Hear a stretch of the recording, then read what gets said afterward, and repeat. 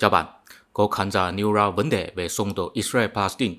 Mình biết đó là một chủ đề đang trend trên YouTube, cho nên chắc chắn đã có nhiều kênh đã bàn luận hay giải thích rồi. Nhưng mà mình tin rằng nội dung của video mình sẽ phong phú và rõ ràng hơn.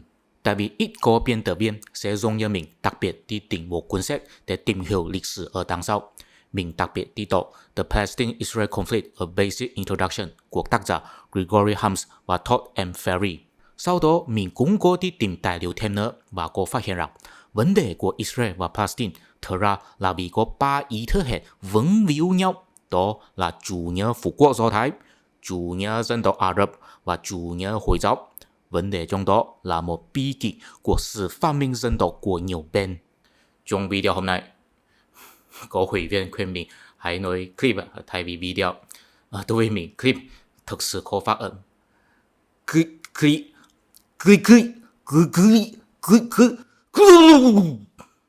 Khó phát âm. Xin lỗi, xin để mình tiếp tục nói video. Video hôm nay không phải muốn nói bên nào là đúng, bên nào là sai. Mình tin rằng sau khi bạn coi hết video này, chỉ sẽ có một ý tưởng, đó là nhân loại rất vĩ đại. Mình tin rằng đối với đa số người, xung đột Israel-Palestine là vì người Do Thái vốn là lăng thang khắp nơi, nhưng vì trong chiến tranh thế giới thứ hai, người Do Thái bị diệt chủng. Cho nên sau khi chiến tranh kết thúc, người Do Thái muốn quay trở về quê hương của tổ tiên họ, xây dựng lại quốc gia của họ để tránh bị dân tộc khác bắt nạt. Vì vậy, tạo nên xung đột với người dân bản xứ ở đó, tức là người Palestine. Nói nôm na hơn là nếu người Do Thái không muốn quay trở về quê hương của tổ tiên họ thì sẽ không có xung đột. Kết luận này nói chung là đúng, nhưng nếu nhìn kỹ hơn thì sẽ phát hiện có một số thứ bị phớt lờ trong sự tóm lại ở trên. Đầu tiên, chủ nghĩa phục quốc Do Thái không phải sau chiến tranh thế giới thứ hai mới xuất hiện. Vào năm 1897, tổ chức phục quốc Do Thái thế giới đã được thành lập tại Thụy Sĩ rồi.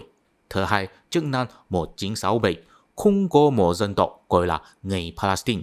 Palestine vốn là chỉ khu vực miền Nam của Syria. Syria vốn là chỉ một tỉnh của Đế quốc Ottoman. Cho nên bây giờ có một dân tộc gọi là người Palestine. Đó là tương tự với ở một khu vực của tỉnh Quảng Đông có một nhóm người tự xưng mình là một dân tộc độc lập.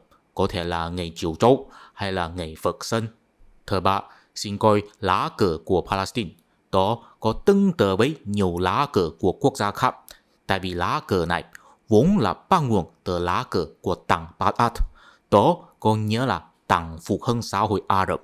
Đó là một kết hợp của chủ nghĩa dân tộc Ả Rập và chủ nghĩa xã hội. Mục đích của đảng này vốn là xây dựng một quốc gia có bao gồm tất cả khu vực của người Ả Rập.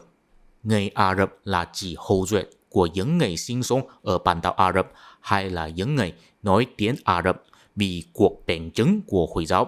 Họ có sinh sống ở nhiều khu vực của Trung Đông và phương Bắc châu Phi. Nhưng không phải tất cả người Ả Rập đều là đi theo Hồi giáo. Ví dụ có 2 người sáng lập Đảng Ba'ath, trong đó Michel Aflaq là người theo Kitô giáo. 100 năm trước, các quốc gia của người Ả Rập thực ra là thuộc về Đế quốc Ottoman. Sau đó họ độc lập ra khỏi Đế quốc rồi. Có một nhóm người muốn xây dựng một quốc gia Ả Rập thống nhất, nhưng họ không thành công. Cho nên bây giờ mới có nhiều quốc gia Ả Rập và sử dụng lá cờ tương tự. Đó là tương tự với một tình huống là nếu sau khi nhà Thanh sụp đổ rồi, khu vực người Hán được độc lập ra khỏi nhà Thanh và người Hán muốn xây dựng một quốc gia người Hán thống nhất mà không bao gồm khu vực của dân tộc khác, nhưng kết quả là không thành công, cho nên phân liệt thành nhiều quốc gia người Hán. Văn hóa Hán chủ yếu là Nho giáo, nhưng không phải mỗi người Hán đều chỉ đi theo Nho giáo. Ví dụ Đông Trung Sơn là người theo Kitô giáo. Cuối cùng, bây giờ Palestine có bao gồm 2 khu vực, một là bờ Tây West Bank, hai là Gaza. Chính phủ của bờ Tây là do Đảng Fatah kiểm soát, còn Gaza là do Đảng Hamas kiểm soát. Lần xung đột này là Đảng Hamas từ Gaza đi vào lãnh thổ của Israel và gây ra sự kiện bạo lực. Sau đó, Israel phản kích. Vì vậy, bây giờ Israel phong tỏa Gaza. Người dân Gaza chịu khổ, nhưng người dân ở bờ Tây thì không. Tuy họ đều là thuộc về cái mà gọi là quốc gia Palestine.